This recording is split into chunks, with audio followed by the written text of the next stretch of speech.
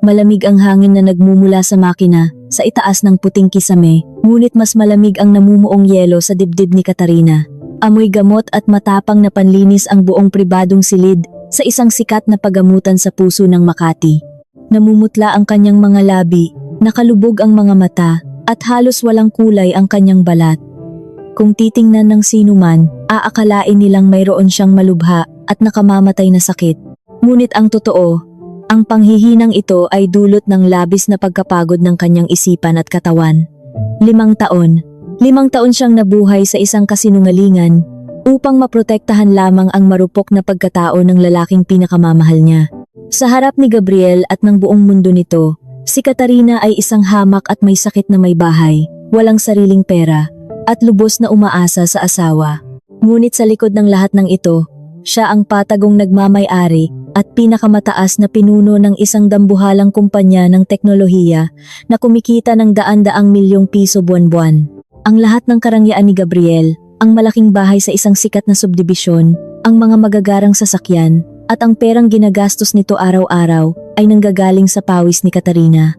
Itinago niya ito gamit ang mga pangalan ng iba't ibang kumpanya sa ilalim ng pangangalaga ng kanyang tapat na abogado. Ginawa niya ito dahil alam niyang hindi matatanggap ng asawa niya na mas mataas, mas mayaman, at mas magaling ang isang babae kaysa sa kanya.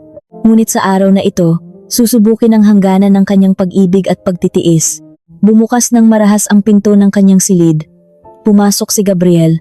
Wala man lang bakas ng pag-aalala sa mukha nito. Sa halip, isang nakakakilabot na ngiti ang nakaguhit sa kanyang mga labi. At hindi siya nag-iisa. Nakakapit sa kanyang braso ang isang nakababatang babae. Balot ng makapal na pampaganda, suot ang isang napakaikling damit, na tila isinisigaw ang kawalan ng paggalang sa sagradong lugar na iyon. Siya si Samantha. Matagal na naririnig ni Katarina ang mga bulong-bulungan tungkol sa babaeng ito, ngunit ngayon lamang niya ito nakita ng harapan. Tumayo si Samantha sa gilid ng pinto, humalukip-kip, at tiningnan si Katarina mula ulo hanggang paa.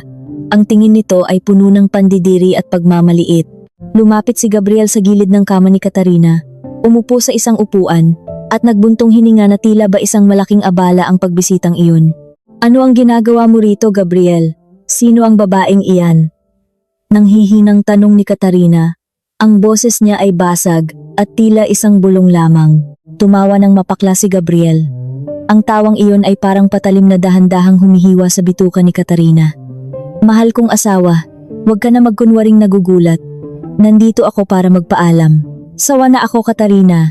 Sawa na ako sa pag-aalaga sa isang babaeng walang ginawa kundi humiga, magkasakit, at maging pabigat sa buhay ko. Kailangan ko ng babaeng makakasabay sa antas ng buhay ko, isang babaeng malakas at maganda, tulad ni Samantha. Itinuro ni Gabriel ang babae sa pinto, na ngayon ay ngumingiti ng nakakaloko at kumakaway pa na tila nangaasar. Bumilis ang tibok ng puso ni Katarina. Ang panikip ng kanyang dibdib ngayon ay hindi dahil sa pagod, kundi dahil sa matinding kirot ng pagtataksil. Ihihiwalay mo ako? Nanginginig na tanong ni Katarina. Unti-unting namumuo ang mga luha sa kanyang mga mata. Huwag kang mag-alala. Inasikaso na ng abogado ko ang mga papalis ng pagpapawalang bisa ng ating kasal kahapon pa. Pipirma ka na lang. Napakadali, hindi ba? Lumapit palalo si Gabriel at ibinaba ang boses, puno ng kamandag at pagyayabang. Ngunit hindi iyan ang pinakamahalaga, Katarina. Kinuha ko na ang lahat ng yaman na ipinundar ko. Ang malaking bahay, ang mga sasakyan, ang mga kuwenta sa bangko. Nailipat ko na ang lahat ng pagmamay-ari. Ang bahay natin?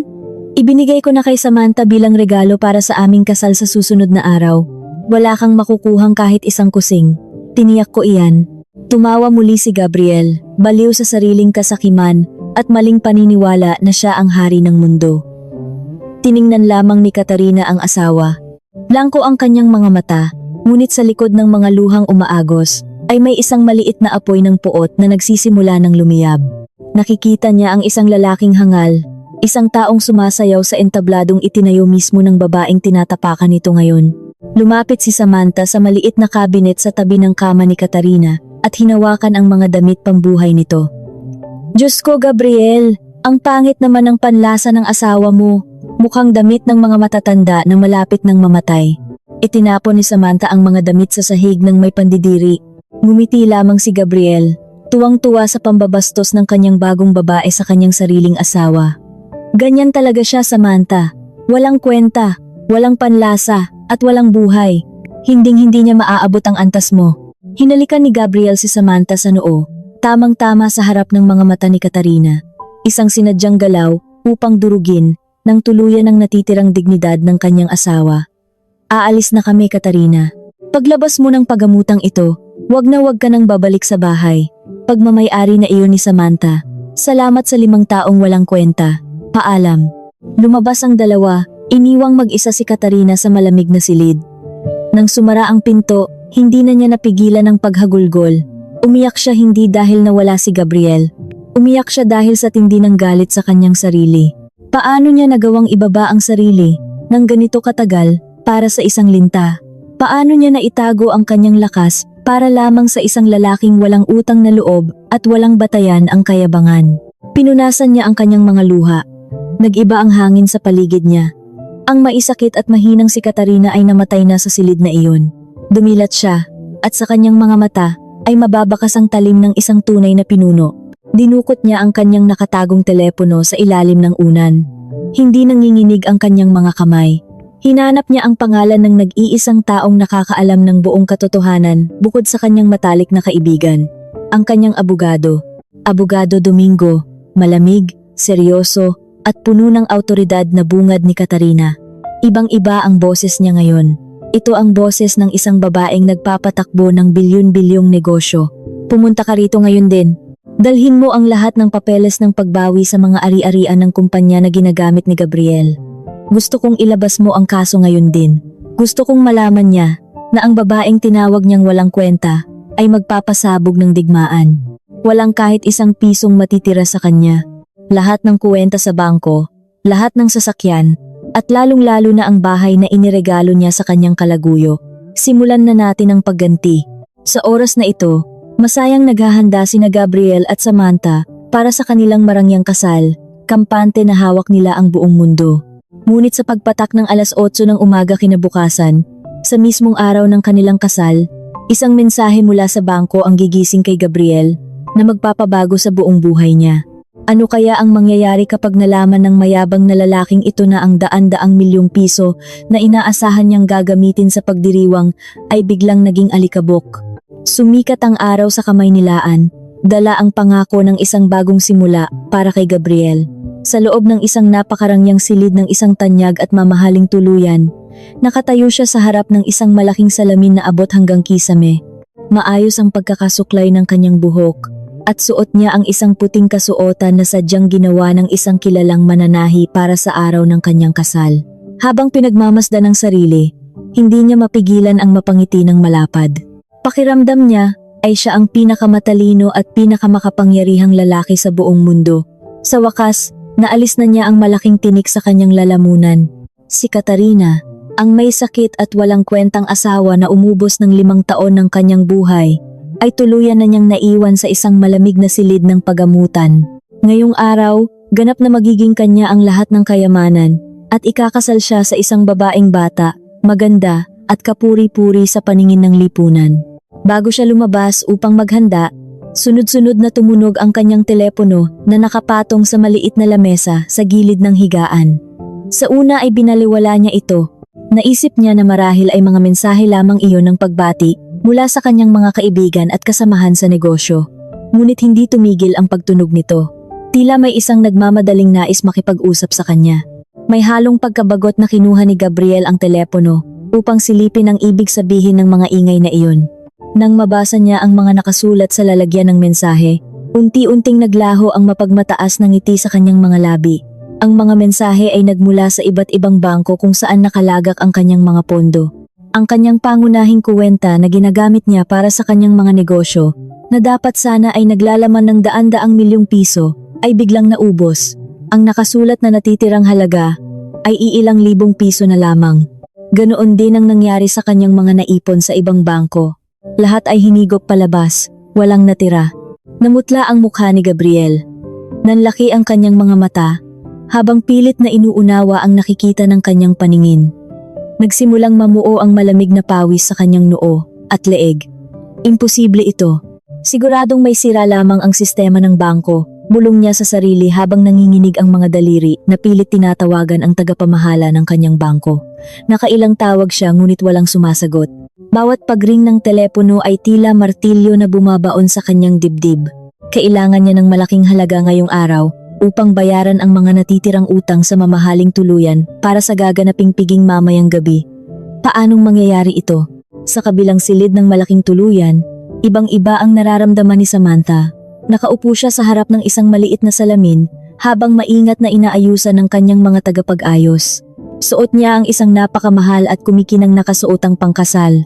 Tuwang-tuwa siya habang ipinagmamalaki ang malaking diamante sa kanyang daliri. Alam niyo ba, ang malaking mansyon sa pinakasikat na nayon dito sa syudad ay nakapangalan na sa akin. Ibinigay iyon ni Gabriel bilang regalo. Ako na ang bagong senyora roon.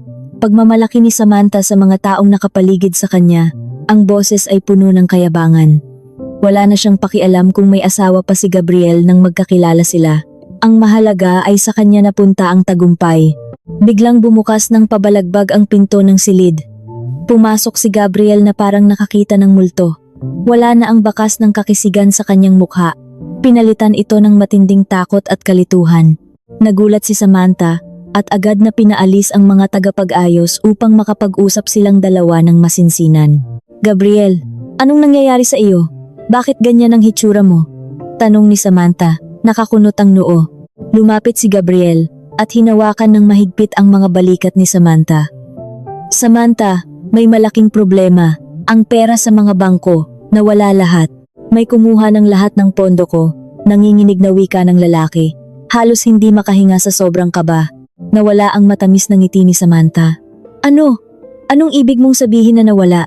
Sino ang may lakas ng loob na kumuha ng pera mo sa mismong araw ng kasal natin? Si Katarina ba? May kinalaman ba ang may sakit mong asawa rito? Umiling ng mabilis si Gabriel. Pilit kinukumbinsi hindi lang si Samantha kundi pati na rin ang kanyang sarili. Hindi! Imposible iyon! Ang babaeng iyon ay nakaratay sa higaan at walang kakayahang gumawa ng kahit ano. Wala siyang pera at lalong wala siyang kapangyarihan. Malamang ay nagkamali lamang ang sistema ng bangko. Aayusin ko ito bukas na bukas din. Pilit na pinakalma ni Gabriel si Samantha, ngunit sa kaibuturan ng kanyang puso, unti-unting gumagapang ang isang hindi maipaliwanag na takot. Paano kung totoo? Paano kung hindi pagkakamali ang nangyari? Bago pa siya makapag-isip ng malalim, tumunog muli ang kanyang telepono. Ang kanyang ina na si Rosa ang tumatawag. Si Rosa ang isa sa mga pangunahing dahilan kung bakit labis ang pagmamaliit ni Gabriel kay Katarina. Simula pa noong una, hindi natanggap ni Rosa si Katarina dahil sa paniniwalang galing ito sa mahirap na pamilya at walang maipagmamalaki. Anak ko, magandang umaga! Masayang-masaya ako para sa iyo ngayong araw. Sa wakas, nakawala ka na rin sa babaeng malas na iyon. Si Samantha ang nararapat sa iyo. Isang babaeng kasing antas natin. Masayang bati ni Rosa sa kabilang linya. Pilit na nilunok ni Gabriel ang bikig sa kanyang lalamunan. Pilit niyang pinasigla ang kanyang boses upang hindi mahalata ng kanyang ina ang nagaganap na gulo. Opo, ina. Salamat po. Magkikita tayo mamaya sa simbahan. Ina, mayroon po ba kayong dalang malaking halaga ng salapi ngayon? May kaunting aberya lang po sa bangko. Baka kailanganin ko ng pambayad ng buo mamaya. Natawa si Rosa. Naku, anak, huwag kang mag-alala. Ang yaman-yaman mo na. Bakit ka pahihingi sa akin? Sige na, mag-ayos ka na at baka mahuli ka pa sa sarili mong kasal. Ipinagmamalaki kita. Pinatay ni Gabriel ang tawag nang may mabigat na dibdib. Wala siyang mahihingan ng tulong. Kailangan niyang itawid ang araw na ito gamit ang mga matatamis na ngiti at pagpapanggap. Samantala, malayo sa kaguluhan at pagkataranta ni Gabriel, isang ibang-ibang Katarina ang nakaupo ngayon sa isang napakalawak at magarang silid tanggapan. Ang silid na ito ay nakatago sa tuktok ng isa sa mga pinakamataas na gusali sa sentro ng kalakalan. Wala na ang putlang babaeng nakahiga sa pagamutan. Wala na ang mga luhang tanda ng kahinaan. Ang Katarina na nakaupo sa makinis na upuang gawa sa mamahaling balat ng hayop ay nag-uumapaw sa lakas, kapangyarihan at autoridad. Suot niya ang isang matikas na itim na kasuotang pambabae na lalong nagpapatingkad sa kanyang katayuan bilang isang bilyonaryong pinuno. Sa kanyang harapan ay nakaupo si Flora, ang kanyang matalik na kaibigan at pinagkakatiwala ang katuwang sa pagpapatakbo ng kumpanya. Si Flora ang nag-iisang taong naging sandalan ni Katarina noong mga panahong nagkukunwari pa siyang isang hamak na may bahay. Nagawa na ba ang lahat ayon sa plano, Flora? Tanong ni Katarina habang marahang humihigop ng mainit na tsaa mula sa isang porselanang tasa. Nakangiting tumango si Flora, bakas ang labis na kasiyahan sa kanyang mga mata. Simot na simot, Katarina. Walang natira kahit isang kusing sa lahat ng kuwenta na ginagamit ng magaling mong asawa. Eksaktong 8:00 ng umaga nang ipadala ng bangko ang mensahe sa kanya. Sigurado akong nagkakagulo na siya ngayon sa loob ng kanyang mamahaling silid. Hindi niya malalaman kung saan siya kukuha ng pambayad sa naglalakihang handaan niya mamaya. Malamig ang mga mata ni Katarina habang nakatingin sa malaking bintana, kung saan tanaw ang buong siyudad na nasa ilalim ng kanyang kapangyarihan. Hayaan mo siyang magpakasal. Hayaan mo siyang umakyat sa pinakamataas na entablado ng kanyang kayabangan at ipagmalaki sa buong mundo ang pagnanakaw niya sa aking mga pinaghirapan.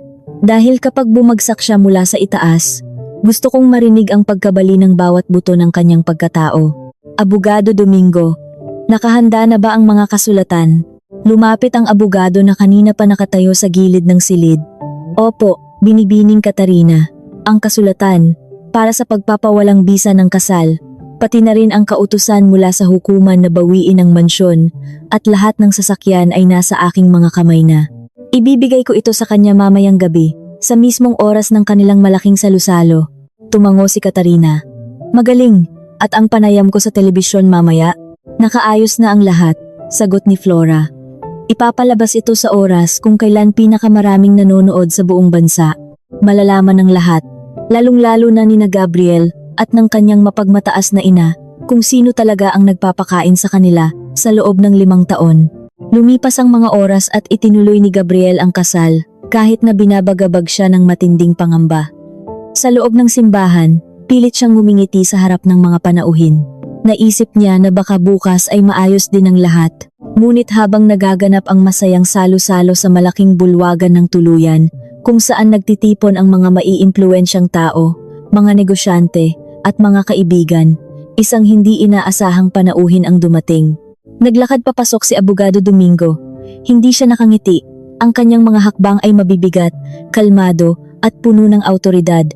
Tahimik na nahati ang mga bisita upang magbigay daan sa kanya. Nang makita siya ni Gabriel mula sa unahan, tila huminto ang pagtibok ng kanyang puso. Namutla siya at halos mabitawan ang hawak na baso ng alak. Lumapit ang abogado sa hapag, kung saan nakaupo sina Gabriel at Samantha. Magandang gabi, Gabriel. Ako ay nandito hindi upang makisaya o magbigay ng regalo. Nandito ako sa ngalan ng aking kliyente, si Binibining Katarina. Inilabas ni Abogado Domingo ang isang makapal na sobre at inilapag ito sa ibabaw ng lamesa. Tamang-tama para makita ng lahat ng nasa paligid. Narito ang formal na kasulatan ng pagpapawalang bisa ng inyong kasal, patuloy ng abogado. Ang boses ay sapat ang lakas upang marinig ng mga bisitang unti-unting lumalapit dahil sa pag-uusisa. At kalakip niyan ay ang opisyal na utos ng hukuman na bawiin ang lahat ng ari-arian. Ang mansyon na inaangkin mo, ang mga mamahaling sasakyan na ginagamit mo, at ang mga pondo sa bangko na akala mo ay sa iyo. Lahat ng iyan ay pagmamay-ari ng kumpanya ni Binibining Katarina. Ikaw ay binibigyan lamang ng karapatang gumamit, at ang karapatang iyon ay binabawi na niya ngayon din dahil sa iyong pagtataksil at pang-aabuso. Nanlaki ang mga mata ni Gabriel. Natahimik ang buong bulwagan. Tanging ang mahinang musika lamang ang naririnig. Anong kalokohan ito? Walang pera si Katarina. Isang may sakit at pabigat lamang ang babaeng iyon. Ako ang bumili ng mga iyon. Sigaw ni Gabriel. Pilit itinatago ang panginginig ng kanyang mga tuhod at ang matinding kahihiyan sa harap ng kanyang mga bisita. Umiling ang abogado at tiningnan si Gabriel ng may awa at pandidiri.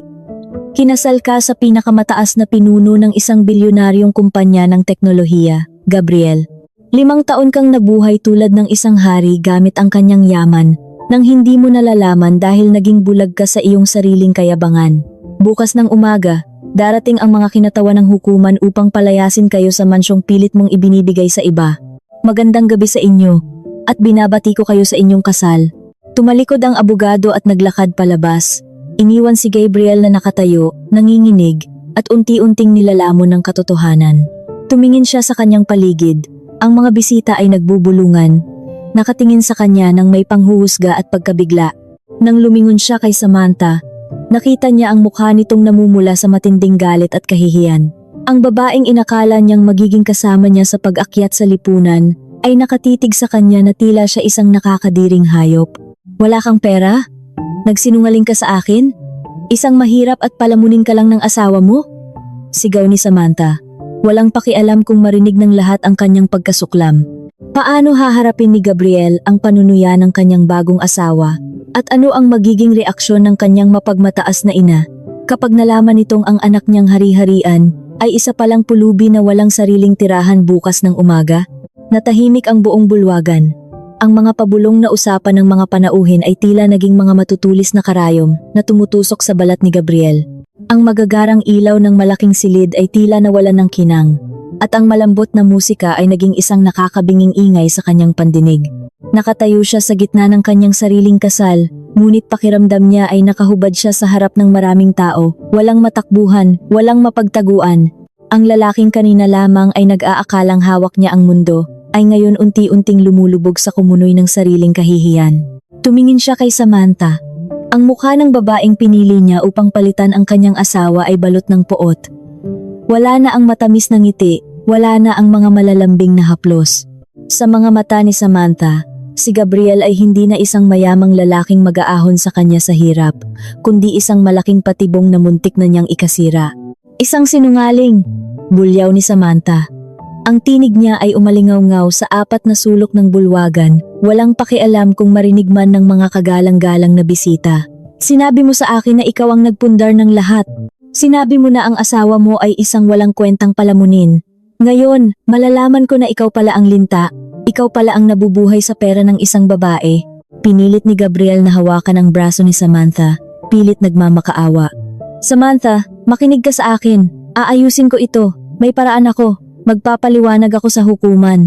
Hindi totoo ang lahat ng sinabi ng abogadong iyon. Ngunit marahas na iniwasiwas ni Samantha ang kanyang braso. Pilit na iwinawaksi ang hawak ni Gabriel na tila ba nakahawak siya sa isang nakakadiring bagay. Huwag mo akong hahawakan! Nandidiri ako sa iyo! Akala ko ay nakatagpo ako ng isang hari. Iyon pala ay isang pulubing nakasuot lamang ng hiram na korona. Wala tayong kasal na babalikan. Mabilis na hinubad ni Samantha ang kumikinang na singsing na ibinigay ni Gabriel, ang singsing na binili gamit ang pera ni Katarina, at ibinato ito ng malakas sa mukha ng lalaki. Tumama ang malamig na metal sa pisngi ni Gabriel bago gumulong sa makinis na sahig. Walang lingon-likod na naglakad si Samantha palabas ng bulwagan. Hila-hila ang mahaba at puting kasuotang pangkasal, iniwan si Gabriel sa harap ng daan-daang matang mapanghusga. Hindi pa natatapos ang kalbaryo ni Gabriel. Habang nakayuko at hindi malaman kung saan isisiksik ang sarili, lumapit ang tagapamahala ng malaking tuluyan. Seryoso ang mukha nito. Walang bahid ng paggalang na ibinibigay sa mga piling panauhin. Ginoong Gabriel, paumanhin sa abala, panimula ng tagapamahala. Ngunit kailangan na po nating ayusin ang kabayaran para sa pagdiriwang na ito. Ang iyong pambayad na tseke ay tumalbog. At ang mga kuwenta mo sa bangko ay hindi maikaltas. Kailangan po namin ng buong bayad ngayon din, kundi ay mapipilitan kaming itigil ang pagdiriwang at tumawag ng mga alagad ng batas. Halos lumabas ang puso ni Gabriel sa kanyang dibdib. Pinagpawisan siya ng malapot. Kinapa niya ang kanyang mga bulsa, umaasang may himalang natitira, ngunit alam niyang tuyot na ang kanyang pananalapi. Pakiusap, bigyan niyo ako hanggang bukas. Magagawan ko ito ng paraan. Pagmamakaawa niya, ang boses ay nanginginig at halos maiyak. Ngunit walang awa ang tagapamahala. Ipinatawag nito ang mga gwardya. Sa harap ng mga natitirang bisita na ngayon ay naguunahan, nang umalis upang makaiwas sa gulo, pinalabas si Gabriel sa malaking tuluyan.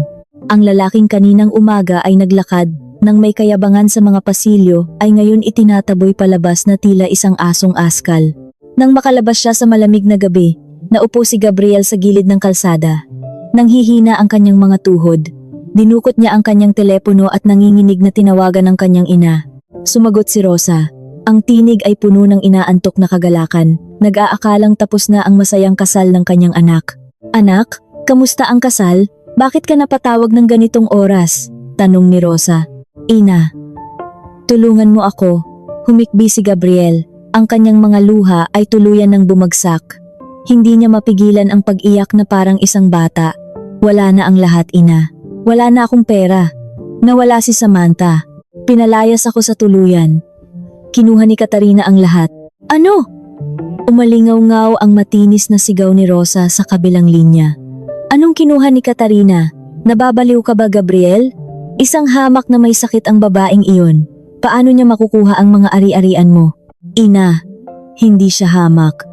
Siya ang may-ari ng lahat. Siya ang pinakamataas na pinuno ng kumpanyang pinagkukunan natin ng pera. Bukas ng umaga, pupunta ang mga tao mula sa hukuman sa mansyon. Papalayasin nila tayo. Kailangan nating iligtas ang mga gamit natin, ina. Kailangan nating magmadali. Natahimik si Rosa.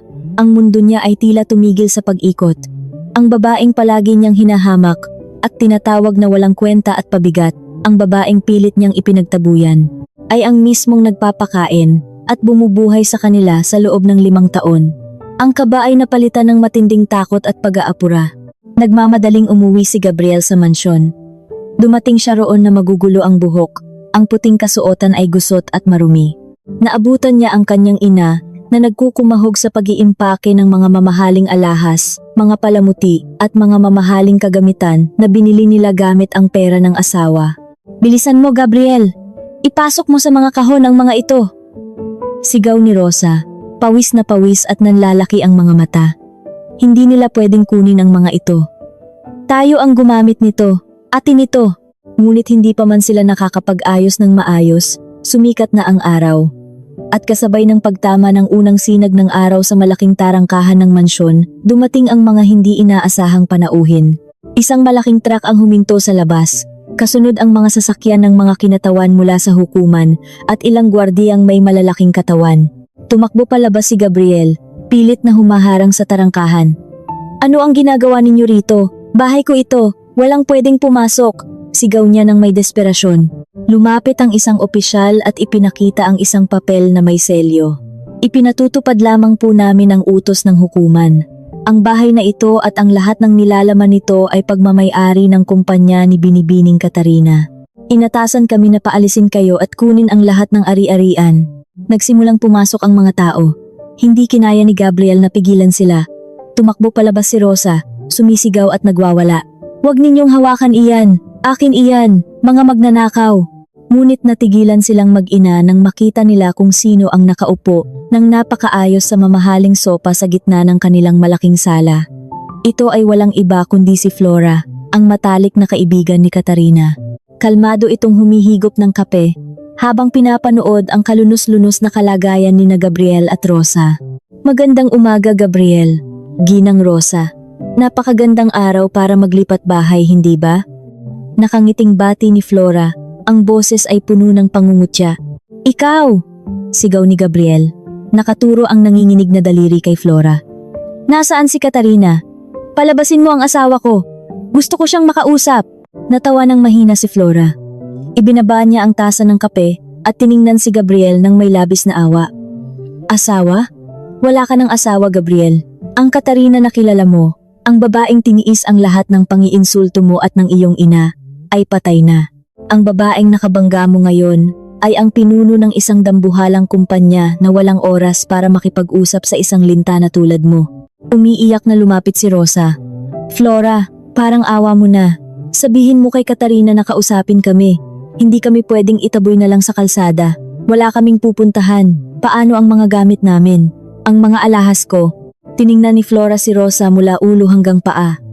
Ang mga alahas mo, Ginang Rosa, ay binili gamit ang pera ng babaeng tinawag mong malas at palamunin. Lahat ng nakikita ninyo sa bahay na ito, mula sa mga kasangkapan hanggang sa bulaklak sa florera, ay nakapangalan sa kumpanya. Wala kayong karapatang maglabas ng kahit ano. Inutusan ng mga gwardiya na ilagay ang mga natitirang gamit ninyo sa 4 na maliit na kahon sa labas. Iyon lamang ang maaari ninyong dalhin, ang mga damit mo, Gabriel, at ang mga lumang sapatos mo. Gumuho ang buong mundo ni Gabriel. Kinuha niya ang kanyang telepono. Sa sobrang panginginig ng kanyang mga kamay, ay halos mabitawan niya ito.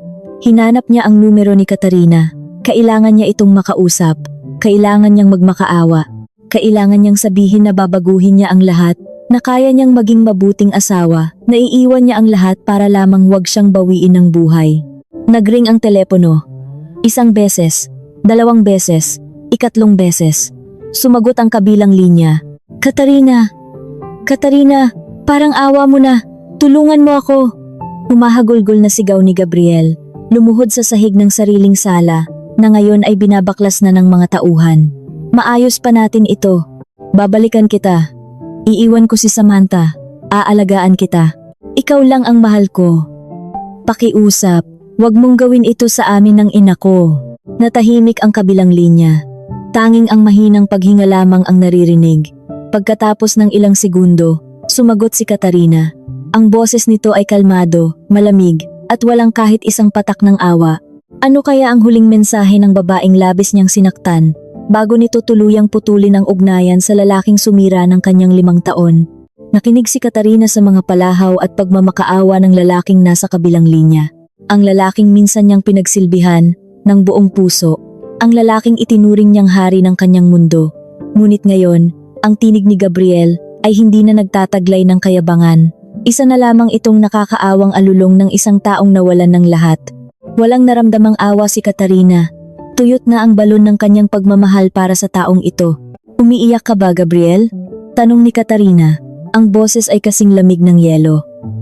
Umiiyak ka ba dahil nawala ako o dahil nawala ang pera na inaakala mong sa iyo? Katarina, mahal kita. Mali ako.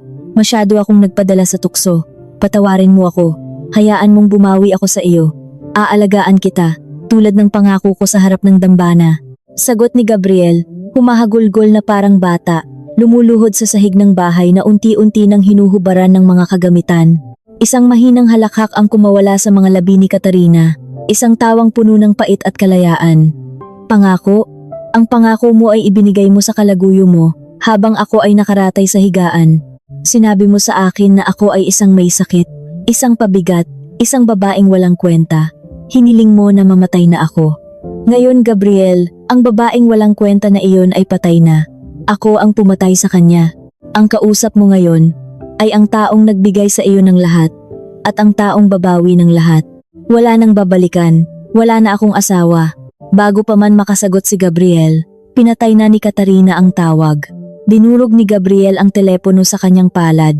Parang gumuho ang sementong kinatatayuan niya. Unti-unti siyang napadausdos sa sahig, nakatingin sa kawalan, habang pinapanood ang mga naglalakihang gwardya na walang awang nilalabas ang lahat ng mamahaling kasangkapan mula sa bahay. Wala nang nagawa ang mag-ina. Kinaladkad palabas si Gabriel at si Rosa ng mga kinatawan ng hukuman, sa labas ng mataas na tarangkahan ng mansyon, sa ilalim ng matinding sikat ng araw. Nakatayo sila kasama ang 4 na maliliit na kahon na gawa sa karton. Laman ng mga ito ang iilang lumang damit, sapatos, at mga mumurahing gamit na tunay na pagmamay-ari ni Gabriel bago niya nakilala si Katarina. Wala ni isang mamahaling alahas o relo ang nakasama. Nakatingin sa kanila ang mga kapitbahay mula sa kani-kanilang mga bintana at bakuran. Ang mga taong dati ay bumabati sa kanila, nang may paggalang ay ngayon nagbubulungan at nagtatawanan. Ang pamilyang palaging nagmamalaki sa buong nayon, ay ngayon itinataboy na tila mga basurero. Hindi ko ito matatanggap! Sigaw ni Rosa, humahagulol habang pilit na kinakalampag ang saradong bakal na tarangkahan. Ang mga gamit ko! Ang mga damit ko! Nakaw iyan! Ibalik ninyo ang bahay ng anak ko! Hinatak ni Gabriel ang kanyang ina. Wala na siyang lakas upang makipagtalo. Ina, tama na. Wala na tayong magagawa. Totoo ang lahat, sa kanya ang lahat ng ito. Sumakay sila sa isang pampasaherong sasakyan, dala ang kanilang 4 na kahon. Wala silang mapupuntahan kundi ang isang lumang bahay paupahan sa gilid ng lungsod. Isang lugar na matagal na nilang tinalikuran nang magsimula silang magtamasa sa yaman ni Katarina. Pagdating nila roon, sinalubong sila ng masangsang na amoy ng kanal at init na tumatagos sa manipis na yero ng bubong. Ang maliit at madilim na silid ay tila isang kabaong para sa kanilang dalawa. Naupo si Rosa sa isang sirang upuang kahoy at napaiyak ng tuluyan. Ang mga palamuti niyang gawa sa peking ginto ay nakasabit pa rin sa kanyang leeg, isang nakakatawang tanawin sa gitna ng matinding kahirapan. Ikaw ang may kasalanan nito, Gabriel. Panunumbat ni Rosa sa sariling anak. Kung hindi ka naghanap ng ibang babae, kung hindi mo hiniwalayan si Katarina, hindi tayo magkakaganito. Sana ay nagtiis ka na lang sa pag-aalaga sa kanya. Napatingin si Gabriel sa kanyang ina. Punong-puno ng pagkasuklam ang kanyang puso, hindi lang sa asawa, kundi pati sa kanyang sarili at sa inang palaging nagtutulak sa kanya sa maling landas. Ikaw ang palaging nagsasabi na walang kwenta si Katarina. Ikaw ang palaging naguutos sa akin na iwan siya dahil nakakahiya siyang iharap sa mga kaibigan mo. Ngayon, isisisi mo sa akin ang lahat? Nagbangayan ang mag-ina sa loob ng maliit na silid. Nagturuan at nagsisihan hanggang sa pareho silang maubusan ng tinig at lakas. Habang nangyayari ang kalbaryo ni na Gabriel, isang malaking pagdiriwang naman ang nagaganap sa buhay ni Katarina. Nakaupo siya sa isang maliwanag na silid-ayusan, sa loob ng isa sa pinakamalaking himpilan ng telebisyon sa bansa. Mamayang gabi, nakatakda siyang humarap sa isang tanyag na tagapagbalita para sa isang panayam. Inaayusan siya ng mga pinakamagagaling na tagapag-ayos. Suot niya ang isang napakagandang pulang kasuotan na sumisimbolo sa kanyang tapang at muling pagbangon. Nakatingin sa kanya si Flora mula sa gilid. May malapad na ngiti sa mga labi. Handa ka na ba, Katarina? Malapit nang magsimula ang pag-ere. Ang buong bansa ay naghihintay na marinig ang kwento ng mahiwagang bilyonaryang pinuno ng teknolohiya. Huminga ng malalim si Katarina. Tiningnan niya ang sarili sa salamin. Wala na ang bakas ng sakit at kalungkutan. Handa na ako, Flora. Handa na akong hubarin ang maskara. Handa na akong ipaalam sa lahat na ang kabutihan ay hindi dapat abusuhin at ang kahinaan ng isang babae ay isang malaking kasinungalingan. Pagsapit ng 8:00 ng gabi, ang oras kung saan pinakamaraming pamilya ang nakatutok sa kani-kanilang mga panoorin, nagsimula ang programa. Sa loob ng madilim at mainit na bahay paupahan, binuksan ni Gabriel ang isang lumang kahon ng panunood na naiwan ng nakaraang nangupahan doon. Malabo ang kulay nito at may mga guhit ang salamin, ngunit sapat na upang makita ang nagaganap.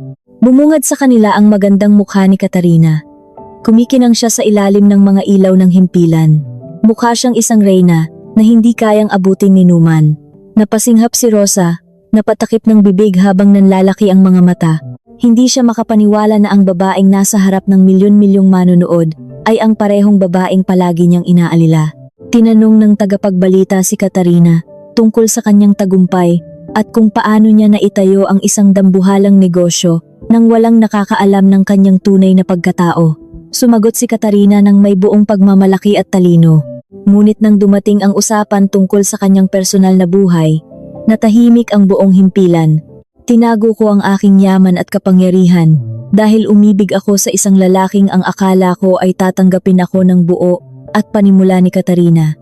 Ang kanyang mga mata ay tila tumatagos sa salamin ng panoorin, diretsyong nakatingin sa kaluluwa ni Gabriel. Binigyan ko siya ng 5 taon ng karangyaan.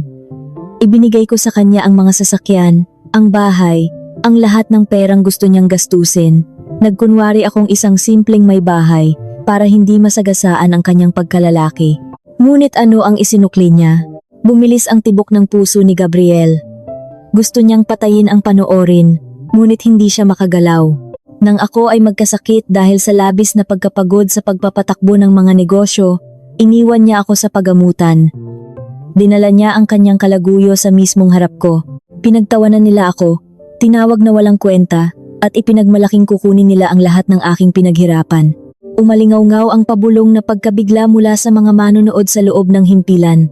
Ang tagapagbalita ay hindi makapagsalita. Kaya ngayon, nagising na ako, patuloy ni Katarina. Ang ngiti ay may halong yelo at apoy, bawi na ang lahat. Kinuha ko pabalik ang bawat sentimo, bawat sasakyan, bawat bubong na ipinahiram ko sa lalaking iyon. Nais kong maging aral ito sa lahat ng kababaihan. Huwag ninyong paliitin ang inyong mga sarili, para lamang magkasya sa maliit na mundo ng isang taong walang pagpapahalaga. Napaiyak ng malakas si Rosa. Kahihiyan, isang napakalaking kahihiyan. Alam ng buong nayon nila, ng mga kaibigan niya, at ng buong bansa kung sino ang tinutukoy ni Katarina. Sila ay naging pambansang katatawanan. Ang pamilyang magnanakaw, ang pamilyang linta, habang nakatulala si Gabriel sa mukha ng asawang sinayang niya. Isang napakalakas na kalampag ang umalingaw-ngaw mula sa labas ng kanilang manipis na pinto. Sunod-sunod, malalakas, Tila may mga taong galit na nais wasakin ang pintuan. Nagkatinginan ang mag-ina, balot ng matinding takot. Sino ang mga taong iyon sa labas ng kanilang inuupahang bahay? At ano ang dala nilang bagong parusa sa kalagitnaan ng gabi? Lalong lumakas ang kalampag sa manipis na pintuan. Bawat palo ay tila batingaw na nagbabadya ng panibagong sakuna. Nangangaligkig ang buong katawan ni Gabriel. Nagkatinginan sila ng kanyang inang si Rosa, na ngayon ay nakapulupot ang mga braso sa sarili. Bakas ang matinding sindak sa mga matang kanina lamang ay lumuluha dahil sa kahihiyan. Huminga ng malalim si Gabriel. Pinilit na patatagin ang nanginginig na mga tuhod at dahan-dahang binuksan ang pinto. Bumungad sa kanya ang tatlong lalaki. Ang dalawa ay nakasuot ng uniforme ng mga alagad ng batas, habang ang isa naman ay ang pamilyar na tagapamahala ng malaking tuluyan kung saan ginanap ang kanyang naudlot na marangyang kasal. Ang mukha ng tagapamahala ay nakakunot, puno ng galit at pagkasuklam. "Ikaw ba si Gabriel?" Seryosong tanong ng isa sa mga alagad ng batas. "Opo, ako nga po." "Bakit po? Ano pong kailangan ninyo?" Utal-utal na sagot ni Gabriel, pilit iniiwas ang paningin sa mga taong nasa labas. "Akala mo ba ay ganoon-ganoon na lamang ang lahat?" Matapang na sabat ng tagapamahala. "Tumalbog ang lahat ng tsekeng ibinayad mo sa amin para sa malaking piging na ginawa mo. Wala kang pondo. Isa itong malaking panloloko at pagnanakaw sa aming negosyo. Sinampahan ka namin ng kaso at narito ang mga alagad ng batas upang dalhin ka sa presinto." Nanlaki ang mga mata ni Gabriel. Parang binuhusan siya ng kumukulong tubig. Ang kasal, ang magarang handaan, ang alak, ang mga mamahaling pagkain. Ang lahat ng iyon ay nagkakahalaga ng milyon-milyong piso. At ngayon ay sinisingil sa kanya ng batas. "Ginoo, may karapatan kang manahimik. Ano man ang sabihin mo ay maaaring gamitin laban sa iyo sa hukuman." Malamig na pahayag ng alagad ng batas habang mabilis na isinusuot ang posas sa magkabilang pulso ni Gabriel. Napadaing si Gabriel nang maramdaman ng malamig at mabigat na bakal sa kanyang mga kamay. "Sandali lang po, pakiusap. Wala akong kasalanan. Ang asawa ko, ang dating asawa ko ang may gawa nito. Binawi niya ang mga pera ko. Magbabayad ako. Bigyan niyo lang ako ng panahon." Pagmamakaawa niya habang pilit na nagpupumiglas, ngunit mahigpit ang hawak ng dalawang lalaki sa kanyang mga braso. Sa pagkakataong ito, hindi na nakapagpigil si Rosa. Tumakbo siya palapit at lumuhod sa maputik na sahig sa labas ng kanilang pinto. Hinawakan niya ang pantalon ng isa sa mga alagad ng batas. Umiiyak ng napakalakas na umalingaw-ngaw sa buong makipot na eskinita. "Parang awa niyo na. Huwag ninyong kunin ang anak ko. Wala kaming kasalanan. Mabuting tao ang anak ko." Humahagulgol na sigaw ng matanda. Ang kanyang mga peking gintong palamuti sa leeg ay nagkapatid-patid dahil sa kanyang pagwawala. Nagkalat sa putikan ang mga maliliit na bato na minsan niyang ipinagmalaki sa buong mundo. Nagsilabasan ang mga kapitbahay. Ang mga taong naninirahan sa dikit-dikit na bahay paupahan ay nag-umpisang magkumpulan. Marami sa kanila ang nanonood ng telebisyon kanina. Nakilala nila agad ang mag-ina. Nagsimula ang mga bulungan na unti-unting lumakas at naging hayagang pangungutya. "Iyan yung lalaking nasa telebisyon kanina.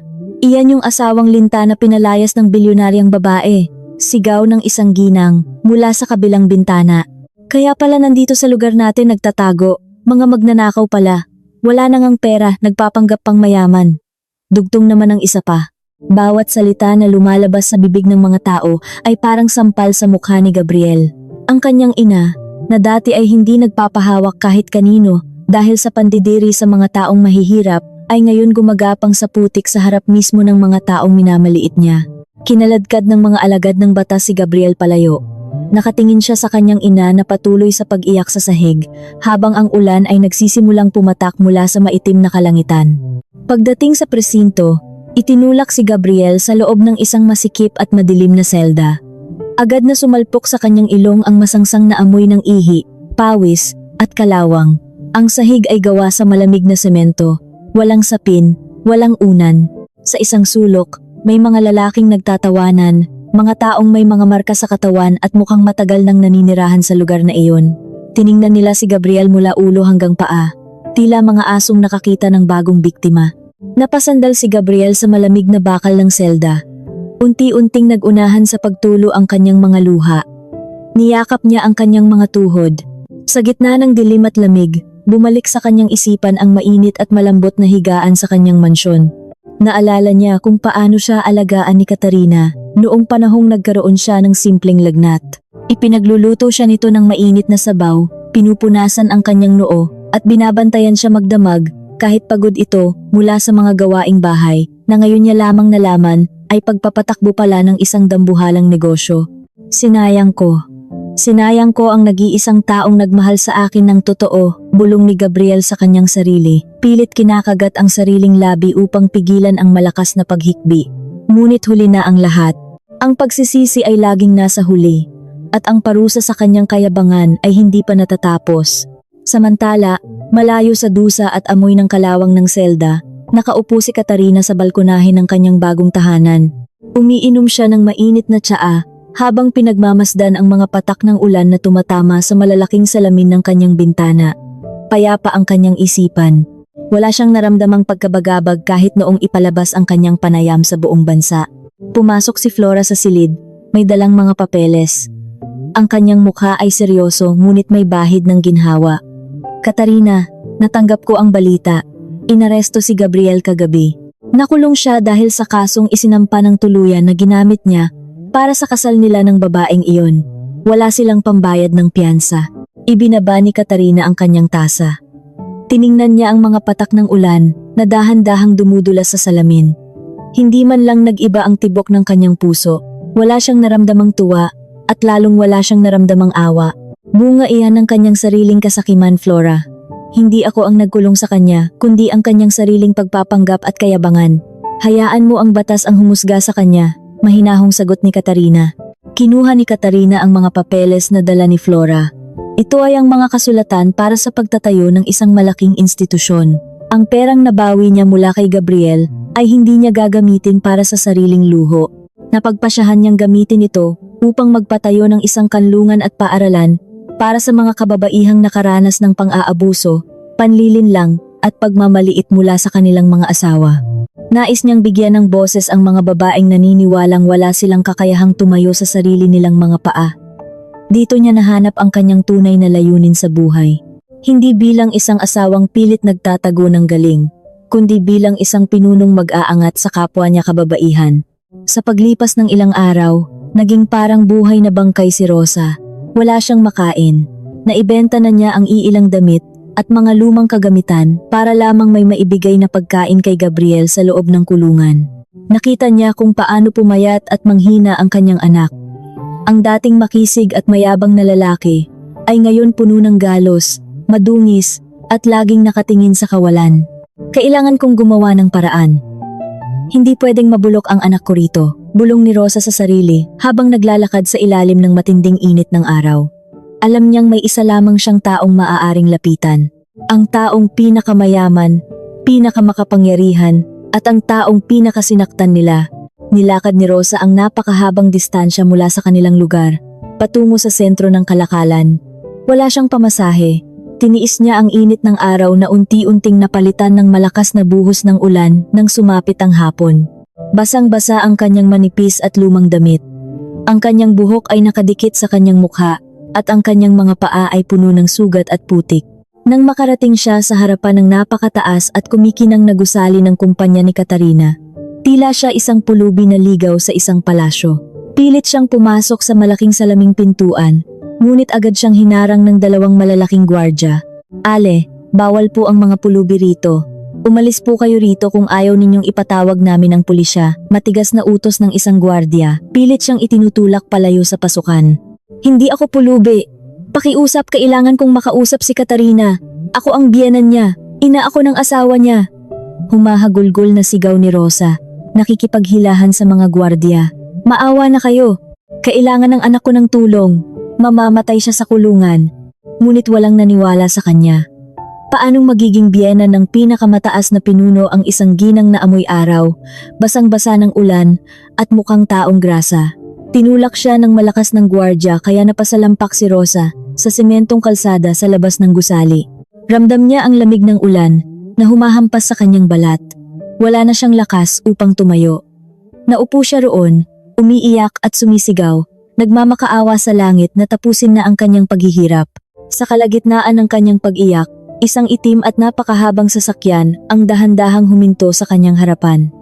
Kumikinang ito kahit sa gitna ng malakas na ulan. Bumukas ang pinto ng gusali at lumabas ang ilang mga gwardya na may dalang malalaking payong, nagmamadaling lumapit sa sasakyan. Unti-unting bumaba ang salamin sa bintana ng upuan sa likuran ng sasakyan. Natigilan si Rosa. Kahit lumuluha at nanlalabo ang paningin, nakita niya ang mukha ng taong nasa loob. Payapa, malamig, at walang bakas ng anumang emosyon. Ito ay si Katarina. Nagkatinginan ang dalawa. Ang dating mapagmataas na biyena na palaging sumusumpa sa asawa ng kanyang anak, ngayon ay nakaluhod sa putik at ulan, nagmamakaawa sa babaeng minsan niyang tinawag na walang kwenta. Tititigan lamang ba siya ni Katarina bago isara ang bintana? O magbibigay ba ito ng huling pagkakataon na magpapabago muli sa takbo ng kanilang mga buhay? Nakatingin lamang si Katarina mula sa loob ng kanyang marangyang sasakyan. Ang makapal na salamin nito ay nagsilbing harang sa pagitan ng dalawang magkaibang mundo. Sa labas, sa gitna ng malakas na pagbuhos ng ulan at malabong paningin, nakaluhod sa putik ang babaeng minsang naging Panginoon ng kanyang buhay. Ang babaeng walang tigil sa pagkutya sa kanya. Ang babaeng walang ibang nakita kundi ang kanyang mga kakulangan. Ngayon, ang babaeng iyon ay mukhang isang basang sisiw, nanginginig, at nagmamakaawa sa kalsada. Bumaba ng bahagya ang salamin ng sasakyan. Naramdaman ni Katarina ang lamig ng hangin at ang amoy ng basang aspalto. Tumingala si Rosa. Ang mukha nito ay puno ng luha, uhog, at putik. Ang mga kamay nito na dati ay puno ng mga mamahaling singsing ay ngayon nakakapit sa gilid ng pinto ng sasakyan, nanginginig at puno ng galos. Katarina, parang awa mo na. Humahagulgol na pakiusap ni Rosa. Ang boses ay halos kainin ng tunog ng kulog at buhos ng ulan. Tulungan mo ang anak ko. Mamamatay siya sa loob ng kulungan. Patawarin mo na kami. Inaamin ko, naging masama ako sa iyo. Naging bulag kami. Ibalik mo na siya sa akin. Kahit wag mo na kaming bigyan ng pera, kahit mabuhay kami sa hirap, palayain mo lang ang anak ko. Walang nagbago sa ekspresyon ni Katarina. Ang kanyang mga mata ay nanatiling kalmado, tila isang malalim at tahimik na dagat. Pinagmasdan niya ang mukha ng kanyang dating biyenan at huminga ng malalim. Ginang Rosa, mahinahong panimula ni Katarina, ang kanyang tinig ay malamig ngunit malinaw. Noong ako ang nakaratay sa pagamutan, nanghihina at nagmamakaawa para sa kaunting kalinga mula sa pamilyang pinagsilbihan ko, nasaan ang awa ninyo? Noong tinawag ninyo akong malas, pabigat, at walang kwenta, naisip ba ninyo na darating ang araw na luluhod kayo sa aking harapan sa gitna ng putikan? Napahagulgol ng mas malakas si Rosa, idinikit ang noo sa malamig na bakal ng sasakyan. Nagkamali kami! Nagpadala kami sa kayabangan! Patawarin mo ang isang matandang hangal! Ang inyong pagkakamali ay binayaran na ninyo. Patuloy ni Katarina, hindi tinataasan ng boses ngunit tumatagos sa buto ang bawat salita.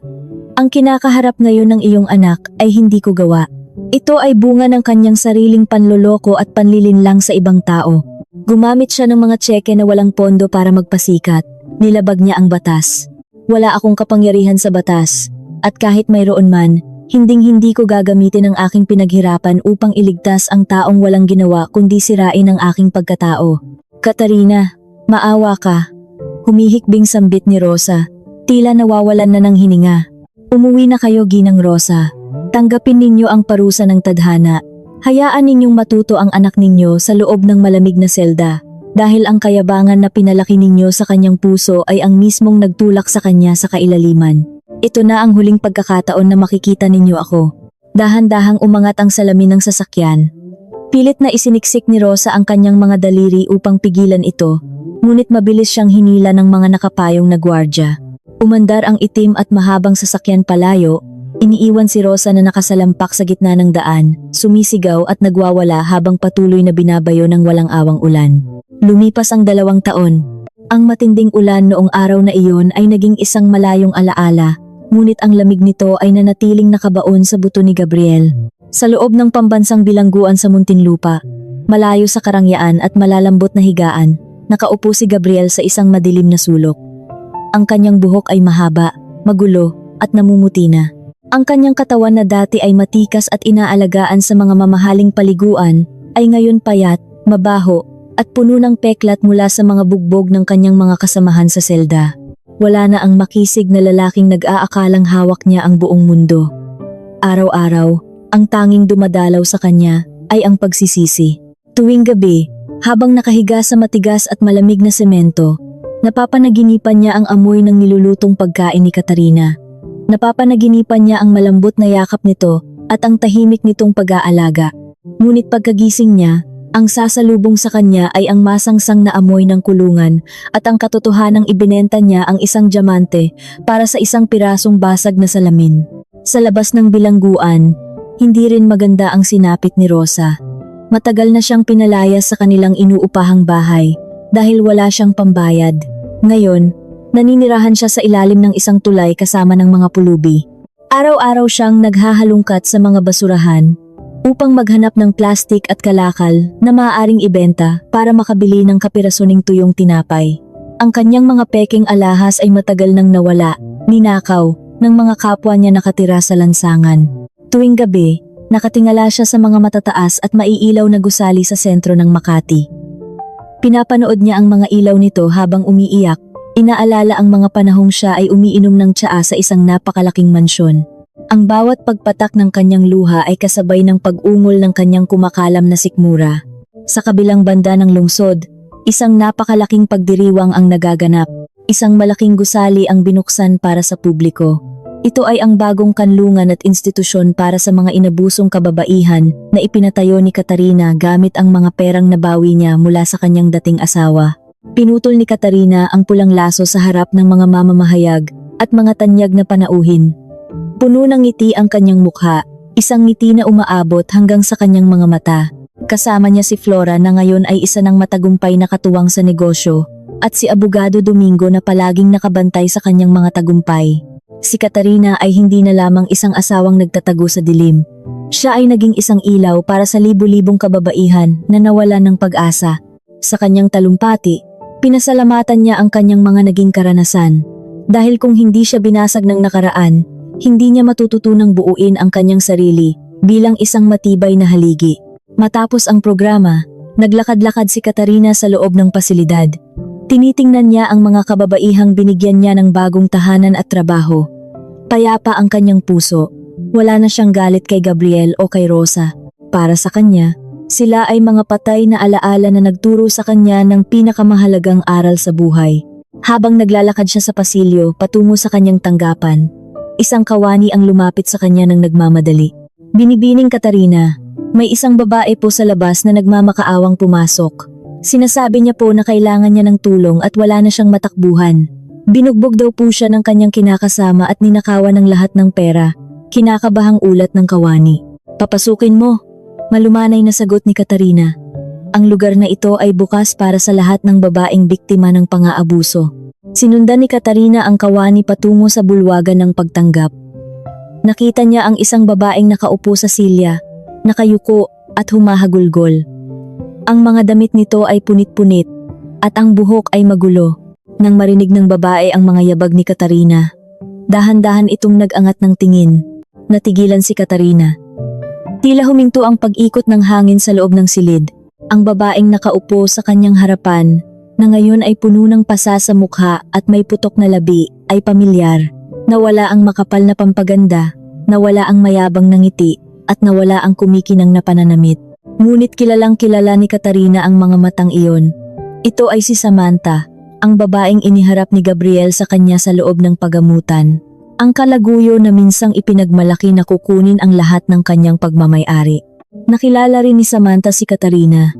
Nanlaki ang kanyang mga mata at agad siyang napatakip ng mukha dahil sa matinding kahihiyan. Ang babaeng minsan niyang tinawag na walang kwenta at pabigat, ay nakatayo ngayon sa kanyang harapan bilang isang diyosa ng kapangyarihan at awa, habang siya ay nananatiling isang basahan na itinapon ng lipunan. Tiningnan ni Katarina ang babaeng sumira sa kanyang kasal. Tatanggapin ba ni Katarina sa kanyang kanlungan ang babaeng minsang tumapak sa kanyang pagkatao? O ipapalasap din niya rito ang pait ng walang hanggang paghihiganti sa pamamagitan ng malamig na pagtalikod?